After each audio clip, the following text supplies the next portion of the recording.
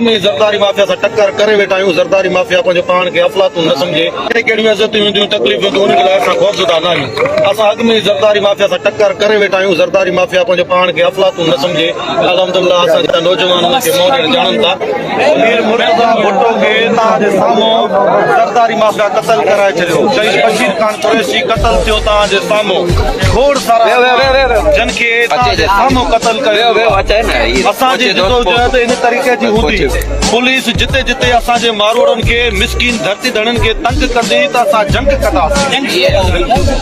अॼु खां वठी इहो तय करे छॾियो। कादर चांडे जो नंबर तव्हां नोट कयो। मुंहिंजो नंबर तव्हां सभिनी वटि हुजे। जेकॾहिं हुननि खे का वर्दी पातल आहे त तव्हां इहो सोचो त तव्हांखे हिन मिट्टी जो कफन पातल आहे। जेकॾहिं तव्हां सां नाइजाइज़ी कनि था त उन नाइजाइज़ी जो जवाबु नाइजाइज़ सां ॾियो, पर बर्दाश्त न करियो। असांजा बच्चा आहियो, तव्हां असांजा ॿाहिरि आहियो। इंशाअल्लाह को बि तव्हां ते ॾुखियो वक़्तु आयो सभु खां पहिरियों असां हूंदासीं। परेशान थियण जी ज़रूरत कोन्हे। कंहिं बि ॾुखे वक़्त में जॾहिं बि हुकुम कंदो इंशाअल्लाह कादर चाढ़ियो। असां सभु नौजवान गॾु बीहंदा।